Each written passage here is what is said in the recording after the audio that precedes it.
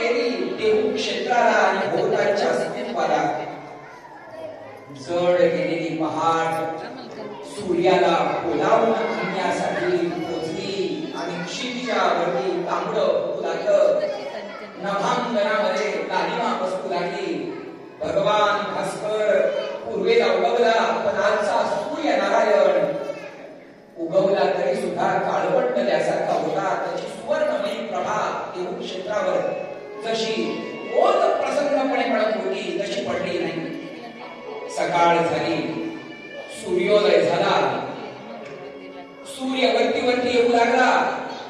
सूर्यवरती येऊ लागला तसं गावागावातून आलेल्या दिंड्या देहूमध्ये पोचू लागल्या. विठ्ठलाच्या त्या मंदिराच्या भोवताली माणसं जमू लागली. देहूच्या भोवताली अनेक वाटा ज्या होत्या त्या वाटांमध्ये आज माणसं आणि माणसंच होती बघा. सूर्य जसा चढत होता चालत होता तसं माणसं चालत होती. सूर्य पश्चिमेची वाट चालत होता आणि माणसं वाट चालत होती देहू क्षेत्राची, इंद्रायणीची. आज माऊलींच्या आळंदीमधून सुद्धा कितीतरी लोक तुकोबांना निरोप देण्यासाठी देहू क्षेत्रात आले असतील. लोक मंदिरात येत होते, नमस्कार करत होते, लोकांचे डोळे पाणावलेले होते. पण निरोपाचा क्षण होता. तुकोबांना कोण बोलणार त्यांचा निश्चय होता. तो निश्चय पक्का झाला होता. तुकोबारायांची देवपूजा पूर्ण झाली. सगळ्यांचा निरोप घेतला असेल. काही गोष्टी ज्या स्पष्ट आहेत त्या विषयाला अधिकारवाणीनं बोलू नये. तुकोबा विठ्ठल मंदिरात आले, देवाच्या पुढे पोहोचले. देवाला म्हणाले, देवराया करुणा केलीस रे, तुझ्यामुळं हा भवसागर करून इथपर्यंत आलो. दिवसाला तुझा आधार होता देवा, म्हणून आयुष्य इथपर्यंत येऊन पोचलं. मंदिरातला तू आज मला घेण्यासाठी येतो आहेस, माझा अंतःकरण सांगत आहे. देवा इथून जरी मी निरोप घेत असलो तरी तिथे तुलाच भेटणार आहे. देवराया मंदिरातून मी तुझ्याकडे निघतो. तुकोबारायाने देवरायाला प्रणिपात केला, रखुमाईला नमस्कार केला. मंदिरातून पाऊल बाहेर आली.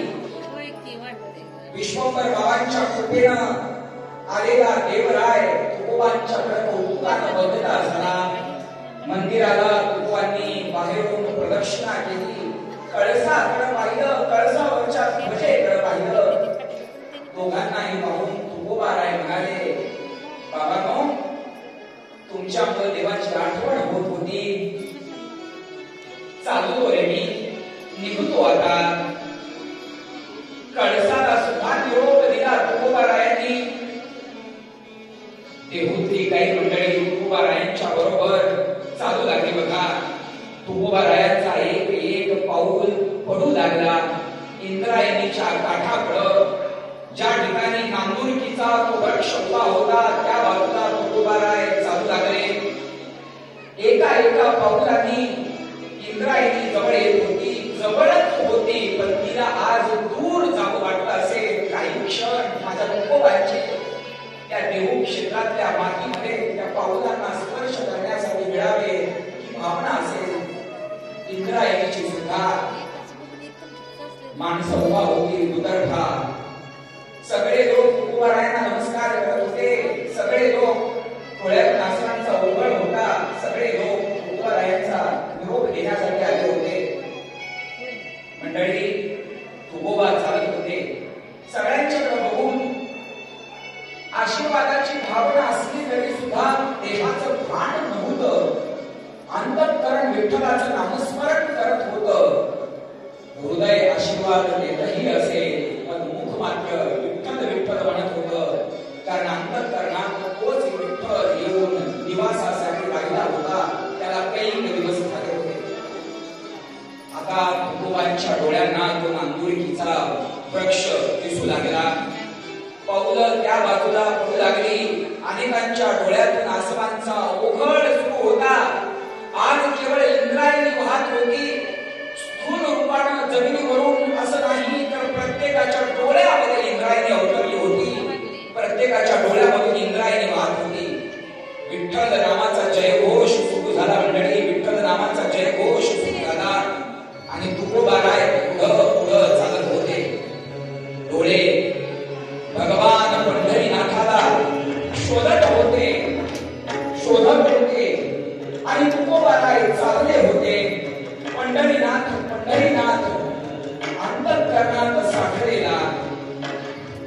क्षण जवळ जवळ येत होता.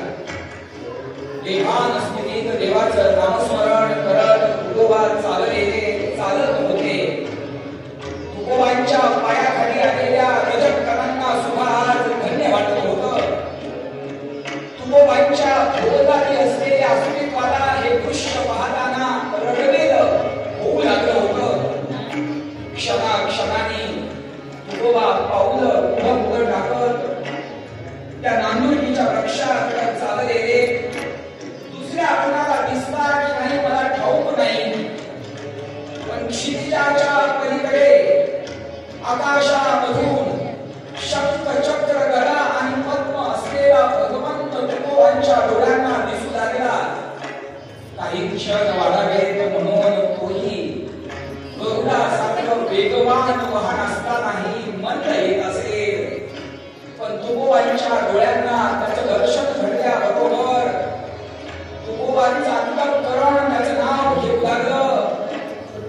त्याच्या येण्यावर काही दिशा उजळून निघाल्यासारखी अवस्था झाली. पूर्व पश्चिम दक्षिण आणि उत्तर चारी दिशा भगवंतासाठी उभा राहिल्या. आग्नेय नैऋत्य वायव्य आणि ईशान्य यांनी भगवंताचं स्वागत केलं असेल, कारण भक्तांनी भगवंताची भेट होणार होती.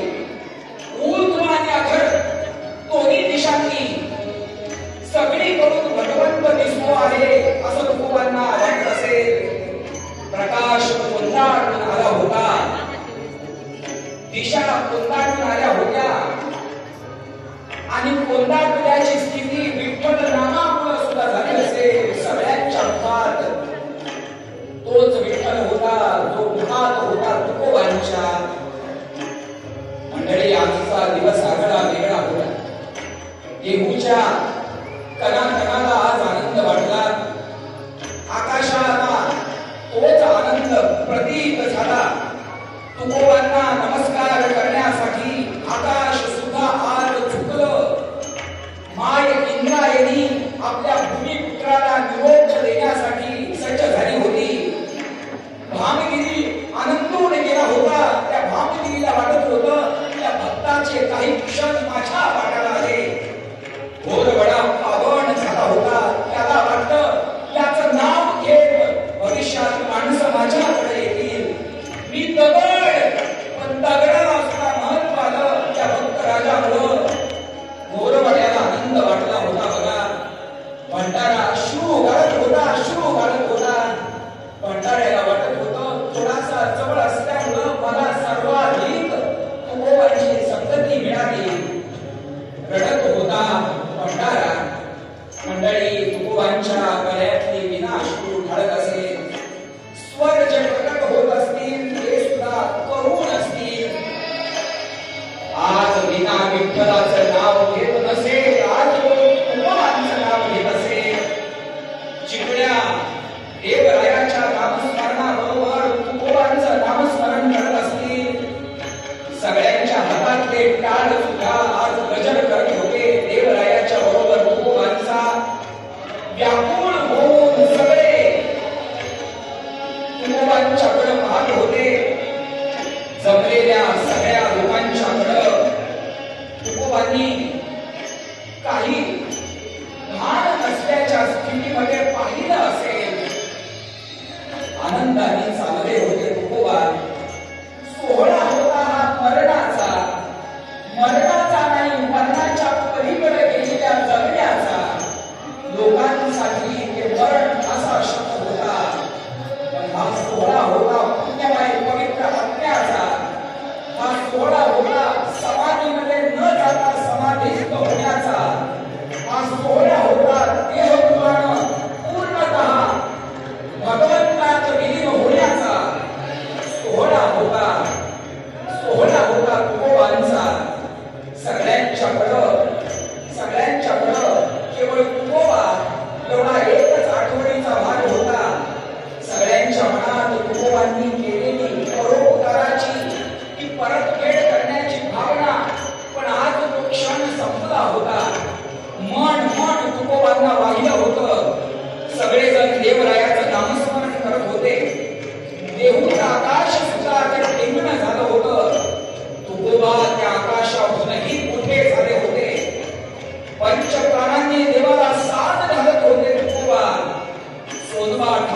पखवाजावरती तालात येऊन पखवाज वाजवता नाचत होता.